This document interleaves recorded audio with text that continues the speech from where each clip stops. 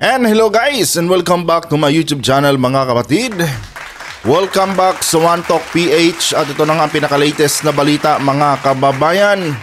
Former President Duterte nagsalita na mga kapatid patungkol dito sa isiniwalat noon ni Atty. Harry Roque na gentleman's agreement. At ito mga kababayan medyo may naaamoy akong hindi maganda dito, no, sa kanyang mga sinabi patungkol dito sa gentleman's agreement. At ito mga kapatid, susubukan nating i-debunk yung mga sinasabi dito ni PRRD based din doon sa mga details na ating nakuha mga kababayan. Pero bago ang lahat, huwag kalimutang mag-subscribe at pakilike ang ating video para i-share pa ni YouTube sa iba pang hindi pa nakakapanood. Ito, pakinggan muna natin mga kababayan. Pinabulaanan ni dating Pangulong Rodrigo Duterte ang aligasyon na umano'y pumasok ito sa isang gentleman's agreement sa pagitan niya at ni Chinese President Xi Jinping ukol sa West Philippine Sea. Okay. Sa isang press conference sa Davao City kagabi, April 11, kinuwento ni Duterte ang naging usapan nila ni President Xi sa kanyang state visit sa China noong siya pa ang Pangulo. So ibig sabihin mga kapatid, pinapasinungalingan talaga nila yung claims ni Atty. Harry Roque na gentleman's agreement. Ganon ang lumalabas dito mga kababayan. Tuloy natin. Sinabi umano ni Duterte sa Chinese President na balak ng Pilipinas na kumuha ng langis sa West Philippine Sea pero hindi pumayag si President Xi. Yun na. Isa na yan sa puntos dito mga kapatid. Bakit mo kasi kailangan magpaalam sa bansang China kung magdidrill tayo ng langis dyan sa ating sariling teritoryo? Diba? Ito po kasi yung questionable dito mga kababayan na noon ko pa sinasabi, na kung saan nakita ko kaagad ito noong dumaldal itong si Atty. Harry Roque patungkol dito sa gentleman's agreement. Bakit kailangan natin magpaalam sa bansang China kung ano yung gagawin natin dyan sa loob ng ating exclusive economic zone? Diba? Kasi nga, mga kapatid, kung matatandaan nyo, sa atin na yung teritoryo na yan, na-award na po sa atin yan ng tribunal. So, technically speaking, mga kababayan, wala ng business ang China dyan at hindi na natin kailangan magpaalam kung sakaling may gagawin man tayo dyan sa ating teritoryo. Ito po talaga ang pinakaunang mali na nakita ko kaagad dito mga kapatid.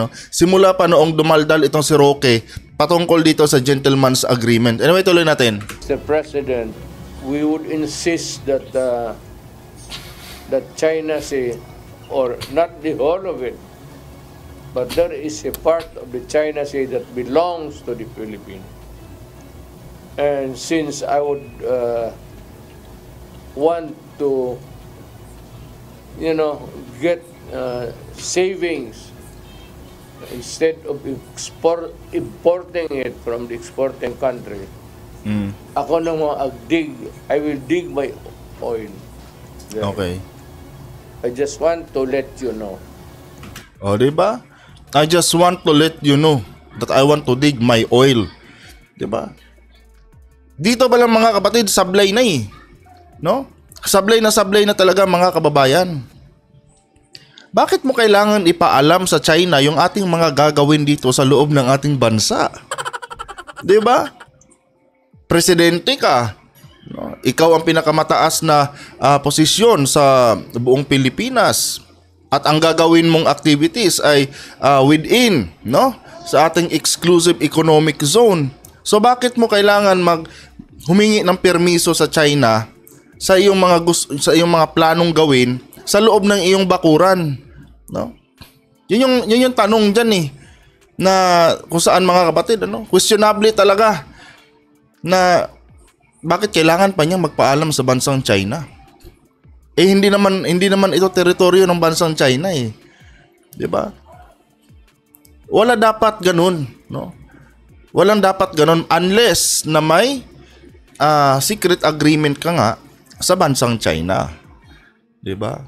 Unless na pumasok ka sa isang kasunduan na kung saan kinompromiso mo ang ating teritoryo. Ganun lang po yun, Mr. President. That's why, every time nagagawa ka ng mga gusto mong gawin sa loob ng bakuran, kailangan mo pang ipaalam sa bansang China. Diba? Well, technically mga kapatid, violate naman talaga niya yung ating constitution noong hinayaan niya ang bansang China na makapasok sa ating exclusive economic zone. Dahil imbis na ipaglaban niya yung ating soberanya, wala no? Takot siya sa gera, kaya nakipagkasundo siya sa bansang China. Ganun lang kasimple yun. Tuloy. Ito ang sagot ni Xi Jinping. Ito. I am afraid you cannot do that. Bakit sasabihin ni Xi Jinping yan? No? Kung ako sa'yo, kung ako yung nandun sa posisyon mo, Mr. President, sasabihin ko, bakit hindi? No, pasalamat ka nga binigyan pa kita ng heads up na may gagawin ako dyan Kung tutuusin, wala ka talagang power dyan So, technically, walang karapatan mag-upo si Xi Jinping doon, mga kababayan. Kanya nga lang, may mali talaga sa kanyang mga patakaran. Kung kaya't ganon, 'di ba?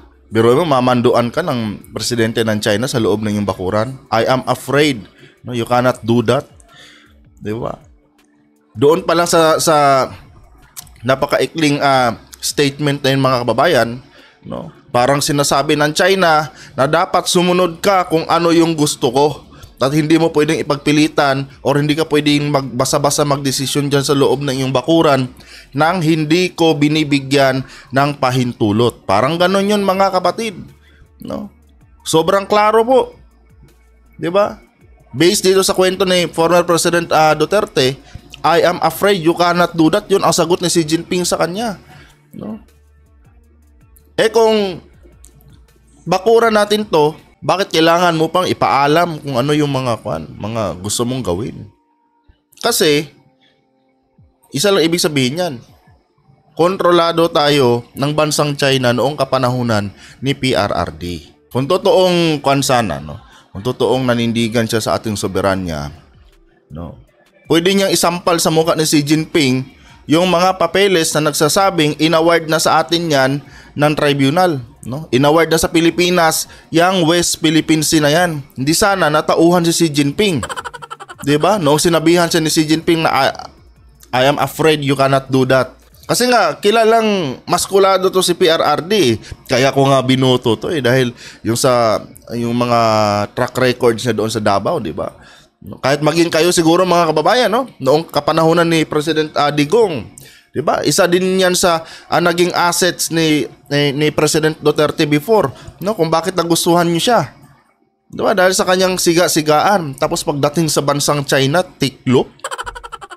'Di ba? Yan ang mahirap Pag mga kababayan mo, ang tapang mo. Pero pagdating pala sa ibang lahi, wala. 'Di ba? Diyan talaga sumablay si PRRD, mga kapatid. Sabi niya, please do not do it. Okay. With the life of me. We are friends and I do not want to destroy that friendship. Bakit? Ano ba? Porkit magkaibigan kayo, pwede na niyang kontrolin ng ating bansa. 'Di ba? Kung si Xi Jinping, baliktarin natin baliktarin natin ang mga pangyayari. Sabihan mo rin kayo si Xi Jinping na, hindi ka rin pwede gumawa ng mga oil drill mo dyan sa loob ng iyong bakuran Sa tingin mo, papakinggan ka kaya ng bansang China? 'Di ba? Sa tingin mo, papayag si Xi Jinping na mamanduan mo siya sa loob ng kanyang bakuran? 'Di ba? Maging totoo na lang tayo dito, mga kaibigan, Maging totoo na lang tayo dito. 'Di ba? Kaysa i-deny nyo yung gentleman's agreement na yan, kaya nagkaroon ng ganyang kapangyarihan ang China sa loob ng ating exclusive economic zone. Dahil binigyan natin sila or binigyan ni PRRD ng kapangyarihan ang China sa loob ng ating teritoryo. 'Di ba? Imbis na ipaglaban natin yung ating soberanya, imbis na ipakita ni PRRD na wala ka lang kapangyarihan dito, Ping, dahil sa amin to, ang ginawa niya, natakot si PRRD na baka nga daw magkagera, 'di ba? Biruin mo, siya yung leader, mga kapatid, pero siya pa yung nagpakita ng takot, siya pa yung pinakaunang taong nagpakita ng takot sa bansang China. Imbis na ipaglaban, no? Ngayon, anong nangyari? 'Di ba? Dahil nakipag friendship di umano tayo sa bansang China. After sa termino niya, yung sumunod na administrasyon nagsasuffer ngayon sa kaharasan nitong bansang China. 'Di ba? Sino ang dapat sisihin diyan? Alangan naman si President Marcos ang dapat natin sisihin diyan. 'Di ba? Dahil yan sa mga maling desisyon ni PRRD dati, mga kababayan. Yan ang pinakaklarong kwento dyan. Dahil doon sa mga naging desisyon niya noong kapanahunan niya, kung kaya't ganito ang nangyayari ngayon sa West Philippine Sea. West Philippine Sea, nabubulol pa ako. Dahil sinanay niya ang bansang China, no? O nagkaroon siya ng secret deal or midnight deal or whatsoever dyan, gentleman's agreement sa bansang China, no? At yun na yun ang sinusundan ngayon ng bansang China, kung kaya itong sumunod na administrasyon sinusubukang kontrolin ng bansang China, pero unfortunately, 'di ba? Iba ang direksyon ni President Marcos. Kaya masakit sa loob ng China ngayon na dinidisregard sila ng ating presidente. 'Di ba? Dahil syempre nakita ni BBM, no? Mali ito. Bakit kailangan natin pumasok sa batas or mga tawag no, terms and conditions ng China? Isamantalang teritoryo natin 'to, no? China has no power within the exclusive economic zone ng ating bansa. 'Di ba? Ganun yung nakita ni BBM. Kaya padala tayo ngayon doon ng resupply mission natin, pangkumpuni sa barko ng BRP Sierra Madre. Dahil naniniwala tayo no? At meron tayong sapat na dokumento na magsasabi na sa atin ang West Philippine Sea. Kaya bakit kailangan natin i-consider yung nararamdaman ng bansang China? Oh. Kaya itong bansang China tuloy ngayon, 'di ba? Parang pakiramdam nila trinidor sila ng Pilipinas. Bakit kamo? Nagkaroon ng kasunduan nung panahon ni PRRD. 'Di ba?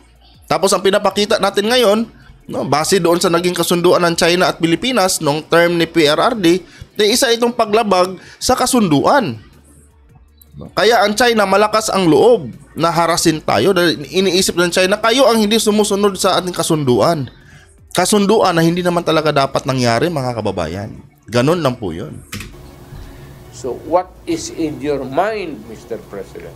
Oh, ito yun Sabi niya, because it would be in trouble. Oh, diba? Piruin mo yun? Oh. Kung sinampal mo sana si Xi Jinping ng katotohanan, bakit magkakaroon ng trouble? Sa amin naman to. Oh. Parihas naman tayong napagbigyan, no, ng tsansa na ipaglaban natin yung teritoryo na yan. Noong panahon na disputed pa yung teritoryo na yan. Oh.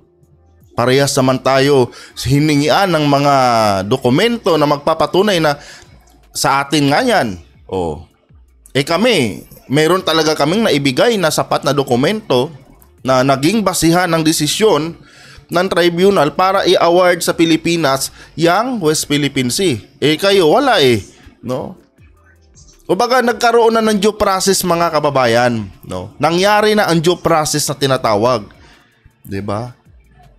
At tapos ang naging resulta sa sinagawang due process, panalo ang Pilipinas. 'Di ba? Kaya hindi tayo dapat natitinag sa ganyang mga sinasabi ni Xi Jinping, no? At hindi ka sana sasagutin ni Xi Jinping ng ganyan kung hindi ka nakipagkasundo sa kanya. O naging magkaibigan kayo Lahat ng bagay na gusto mong gawin diyan sa ating exclusive economic zone, kinukonsulta mo sa kanya Natural, sasagutin kanya dahil may interest siya diyan sa West Philippine Sea. 'Di ba? Kung hindi mo sana siya tinanong patungkol diyan, no? Kasi teritoryo naman natin 'yan. Di sana wala tayong naging problema, Mr. Former President. 'Di ba? Wala alam niyo dito kay PRRD, mga kapatid, no? Hindi ko siya kini-criticize dahil wala siyang kwentang leader, Kini-criticize ko siya dahil gumagawa siya ng desisyon niya noon na hindi alam ng taong bayan, no? Kasi para naman tayong sinungaling dito kung hindi natin nagustuhan yung kanyang patakaran dito sa loob ng bansa dati, 'di ba? Ako personally, mga kababayan, isa yan sa hinangaan ko kay former president dati. Ang tapang niya, 'di ba? Pagdating sa pulisiya dito sa loob ng ating bansa, 'di ba? Pero ngayon lang naisiwalat na may kaduwagan pala ang ating former president pagdating, no, sa soberanya ng ating bansa. Takot siyang ikompromiso, no, yung kanyang administrasyon na baka magkaroon ng giyera sa ilalim ng kanyang administrasyon, no? Kaya kinompromiso niya yung ating teritoryo. At isang bagay pa mga kapatid na nakikita ko dito, no? Kasi nga napabalita, 'di ba? Na ipapatawag sila sa Senado. Kaya lumantad to si PRRD mga kababayan, no? Para maghugas kamay lamang, no? Para just in case na magpatawag ng hearing, pwede na niya sabihin, klinaro ko na sa media 'yan. Bago pa ang hearing, klinaro ko na 'yan. Na wala kaming gentleman's agreement sa China. 'Di ba? Ganun to eh. Ito yung nakikita ko dito eh dahil nga naka-break ang kwan ngayon, 'di ba? Ang Senado, naka-break sila ngayon. So I think sa kwan pa yata magre-resume ang Senado mga kapatid, no? Bago magkatapusan nitong Abril. So ngayon inunahan na nila, no? Para nang sa ganon, pag pinatawag sa kwan, ba't mo ako papatawag? Di ba nilinaw ko na sa inyo 'yan? Ganon yung nakikita ko dito mga kababayan. At the same time, no, kawawa din si Roque dito dahil dinideny talaga ni President Duterte na walang gentleman's agreement, and yet si Roque naninindigan doon sa kanyang gentleman's agreement. Di ba? Matalino din, no? Marunong din. Kasi tingnan nyo pag pinatawag to sa hearing, yun talaga sasabihin niya, nilinaw ko na yan, walang gentleman's agreement sa administrasyon ko. Kaya bakit nyo ipagpipilitan yung gentleman's agreement na yun? Nagpa-media na ako, nagpa-interview na ako at nilinaw ko na yan. Na walang gentleman's agreement. Ang kulit nyo. In preparation to doon mga kapatid, sa planong isasagawang hearing, no, patungkol dito sa gentleman's agreement na pinagdadaldal ni Attorney Harry Roque. Yun yung isa sa nakikita ko ditong dahilan kung bakit ito nagpa-presscon. Diba? Ituloy natin. Pa kay Duterte, kung pagpipilitan niya ay maaaring maglunsad ng giyera ang China at maaaring matunaw ang Pilipinas. Sus! Klaseng palusot yan. Diba? Well, kung pagbabasihan natin yung kanyang ginawa na kung saan nireject niya ang Amerika, no? Ay talagang matutunaw tayo kung sakaling magkagera. 'Di ba? Matutunaw talaga tayo eh. Tinanggihan mo ang tulong ng Amerika eh. Tinaboy mo ang bansang Amerika dito eh. 'Di ba? Pero kung noong panahon ni PRRD, hinayaan niya ang Amerika dito, no, na tulungan tayo, magbigay sa atin ng mga kagamitan, kahit sabihin natin second hand lang, no? Malaking bagay yun. 'Di ba? Malaking kabawasan yun sa budget na pan. Sana itong China na intimidate, no? Nandiyan pa rin pala ang Amerika. Mahirapan pa rin kaming suluhin yung Scarborough na yan, yung West Philippines na yan. So, yung problema mga kababayan, no? Pagpasok niya sa kanyang administrasyon, tinanggalan niya ng pananggalang ang bansang Pilipinas, no? Tinaboy niya ang ating mga kaalyadong bansa. Kaya nasabi niya na kung sakaling pinagpilitan niya itong teritoryo natin na laban sa China, madudurog tayo. And yes, agree ako dun, madudurog talaga tayo. Dahil wala na tayong kaalyado eh. 'Di ba? Yung mga kaalyadong bansa natin tinaboy niya eh. No. Ganun lang 'yun. Kung mas pinalakas pa sana niya yung alyansa ng Amerika at China at Pilipinas noong time na nanungkulan siya, di sana, no, kahit gerahin tayo ng bansang China, meron tutulong sa atin. At saka hindi naman basta-basta gigera yan eh. 'Di ba? Alam naman ni President Duterte yan na kung sakaling magkagera man, sa tubig lang, hindi dito sa kalupaan natin. At kung hindi niya sana nireject ang bansang China noong mga panahon na siya ang nanunungkulang presidente, mga kapatid, hindi sana, nandyan yung mga sandatahang lakas ng Amerika. 'Di ba? I mean, Amerika pala, hindi China. No, hindi niya sana nireject ang bansang Amerika noong kapanahonan ng administrasyon niya. Hindi sana nandyan yung mga sandatahang lakas ng Amerika, no? Kasama ng ating mga Coast Guard, no? At nagsasagawa ng mga joint exercises diyan sa West Philippines. Hindi sana rin, no? Hindi basta-basta nakakapasok ang bansang China diyan. 'Di ba? Iba yung naging direction ni PRRD noong panahon niya eh. Oh. Unang-una, ginawa niyang defenseless ang bansang Pilipinas sa pamamagitan ng pagtaboy ng Amerika. Wala na. Oh. Wala na tayong sandata, wala na tayong pananggalang. Dahil aminin natin, no, totoo naman yung sinasabi ng mga maka-Duterte diyan na walang kakayanan ang Pilipinas, pero merong tutulong sa atin. No, yung bansang Amerika. 'Di ba? Ang problema nga daw mga kapatid, no. Ang Amerika nga daw walang binibigay sa atin na mga kagamitan. Yun yung katwiran nila eh. No? Puro second hand lang daw binibigay sa atin. Abay, dapat nga magpasalamat tayo dahil kahit paano may binibigay sa atin eh. Oh.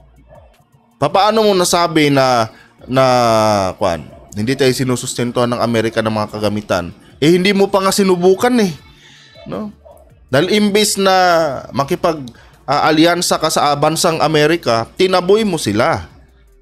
Oh. Sino bang gaganahan sa yung magbigay ng mga kagamitan? Oh. Kahit sabihin natin pagbigay ang Amerika, no? Bentahan tayo. Kung ayaw man talaga magbigay ng Amerika, bibigyan na lang tayo ng malaking diskwento sa mga kagamitang pandigma. 'Di ba? Malaking bagay na 'yun. Ang problema lang kasi kay PRRD mga kababayan, bago siya pumasok sa opisina, no? Meron na siyang kasunduan kay Xi Jinping. Yun eh. Siguro sinabihan siya ni Xi Jinping. Yan nga, sabi ko sa inyo, 'di ba? Baka pinapili siya ni Xi Jinping. Anong gusto mo? Mr. President, maging magkaibigan tayo o magkagulo tayo sa ilalim ng administrasyon mo. Di ba? Di syempre, inisip ni PRRD, ayaw ko ng gulo sa ilalim ng administrasyon ko. Kaya kinompromiso niya ang West Philippine Sea. At naging kaibigan dito sa bansang China. Siguro, sabi din ni Xi Jinping, sige, dapat kung ganyan ang desisyon mo, no, maging magkaibigan tayo, paalisin mo ang Amerika.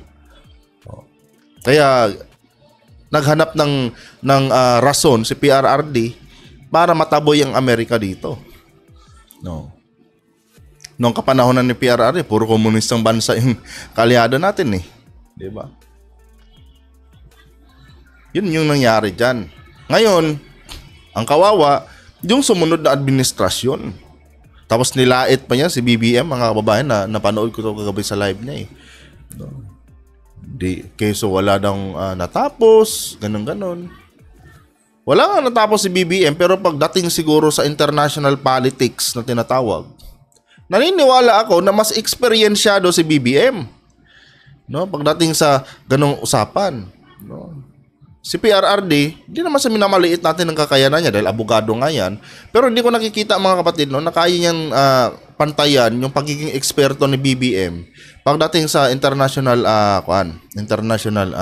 politics. 'Di ba? Yung tama ba 'yun? Yun yata yung tinatawag ng geopolitics eh. No. Hindi ganun ka-eksperyensyado para sa akin si PRRD. Ang bilis nga niya nakapag-desisyon eh. No? Ang bilis nga niyang gumawa ng desisyon eh. Kinaibigan agad niya yung China eh. Hindi pa siya simulang pumasok sa Malacanang, meron na agad siyang desisyon na nagawa eh. Kinaibigan agad para i-save yung i-save yung administrasyon niya sa giyera. Samantala ito si BBM. Pagpasok ni BBM sa opisina, pinakiramdaman muna ano bang lagay ng bansa ngayon sa buong mundo. Oh. Ganon ang matalinong leader. Kaya ngayon medyo natitension talaga tayo pagdating sa usapan sa West Philippine Sea. Medyo no? May natitense ang bansa natin kumbaga. Dahil know-how tayo eh. Know-how si BBM na may mga ganyang agreement eh. Oh. Naisiwalat lang lahat yan noong putak ng putak si Roque sa harap ng media. Kaya sabi ni BBM nung nakaraang interview niya bago lumipad ng Amerika I feel horrible. No? Ganun ba yan? Eksakto, hindi ko sure kung gano'n eksaktong term pero ginamit ang term na horrible mga kapatid. Na-shock siya. Meron pala tayong ganyang kasunduan, hindi namin alam yan kasi walang dokumento yan. Kung meron man yan, kung sakaling na idokumento man yan, no, or verbal or na idokumento yan, pinuputol ko na yan.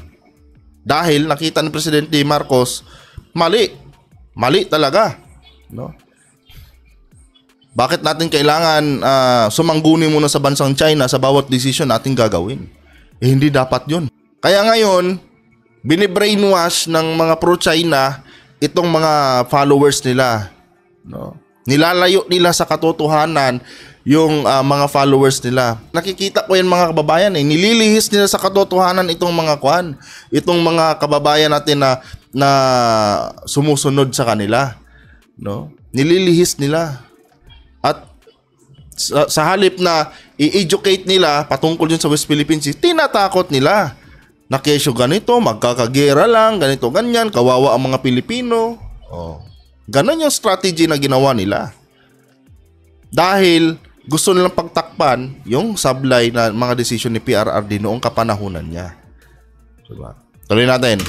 Ang pagkaintindi ko pag sabi na there will be trouble if we insist on our own way there, China will go to war.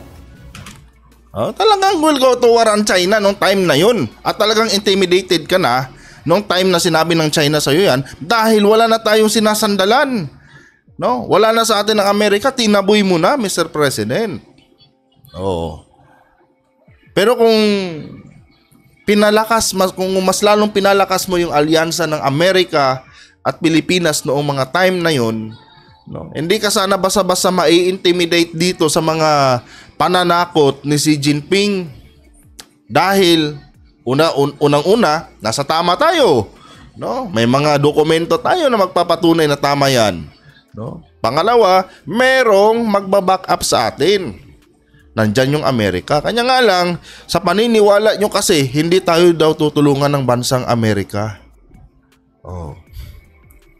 Kaya nga may tinatawag na Mutual Defense Treaty. 'Di ba? Kanya nga lang sa grupo nila, no, sa mga pro-China group, iba ang tinuturo nila sa kanilang mga followers. No, na itong China daw, itong Amerika daw, no, at Pilipinas ay hindi daw susuportahan ng Amerika pag nagkagera, no? Wala daw ipapadalang sundalo ang Amerika, no, pag nagkagera. No.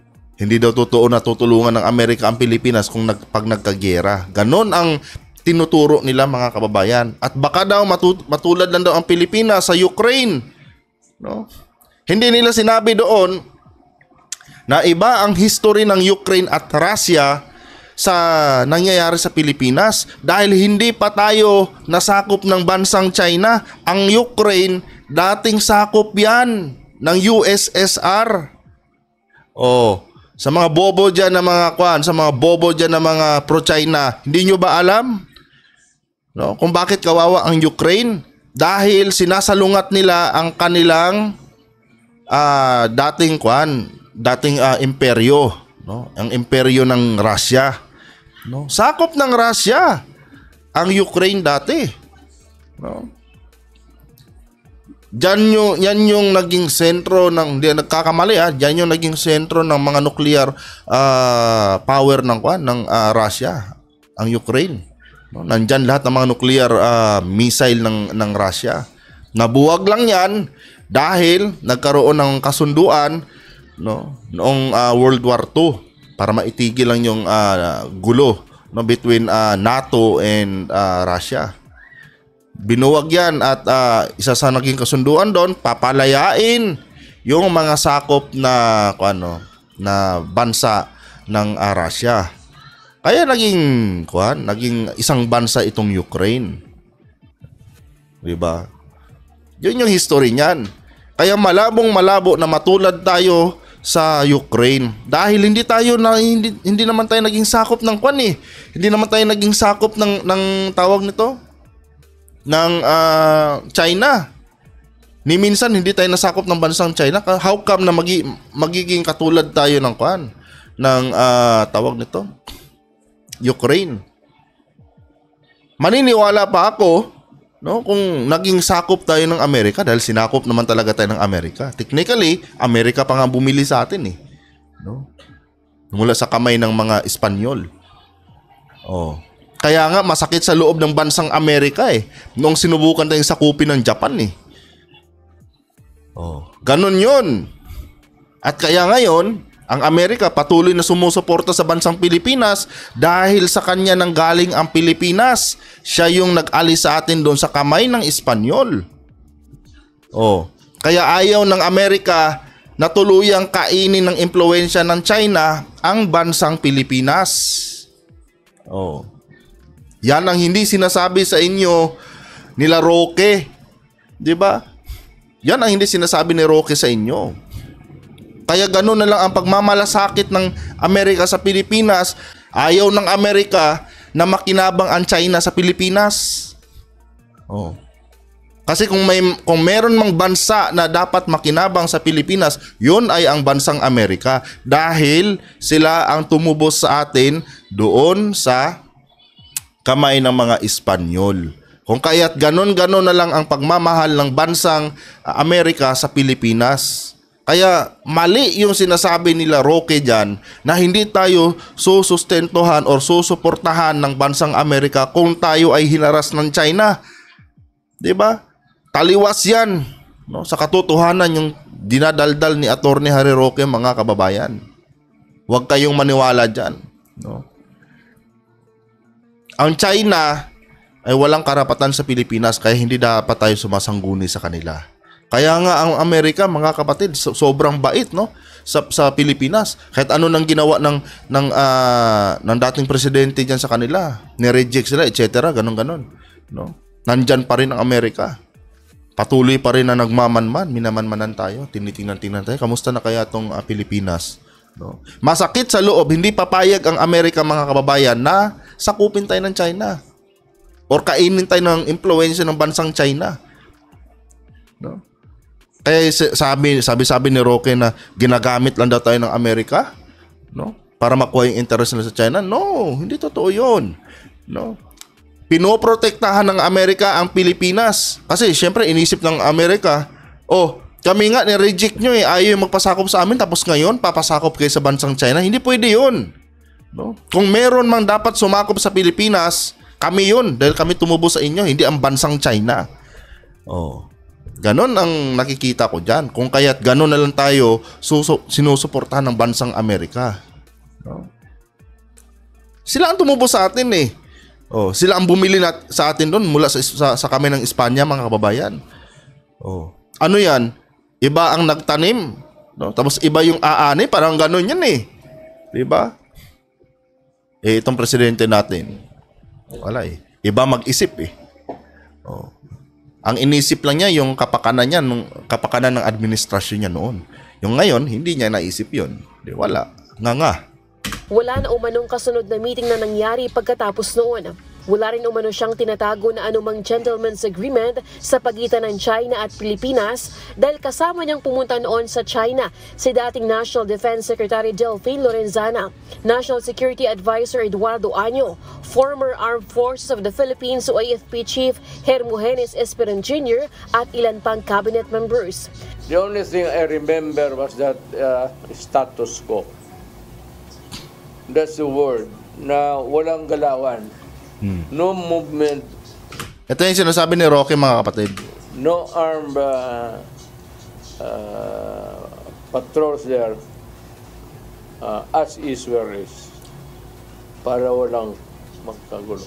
I assure you that if it was a gentleman's agreement, it would always have been an agreement that would keep the peace in the South China Sea. Oh, di ba? Yun yung point niya. Kung meron man daw gentleman's agreement, no? Eh, yun para i-safekeep ang bansang Pilipinas, no, sa gera. Para daw yun sa bansang Pilipinas, gano'n yung pagkaintindi ko doon sa sinabi niya.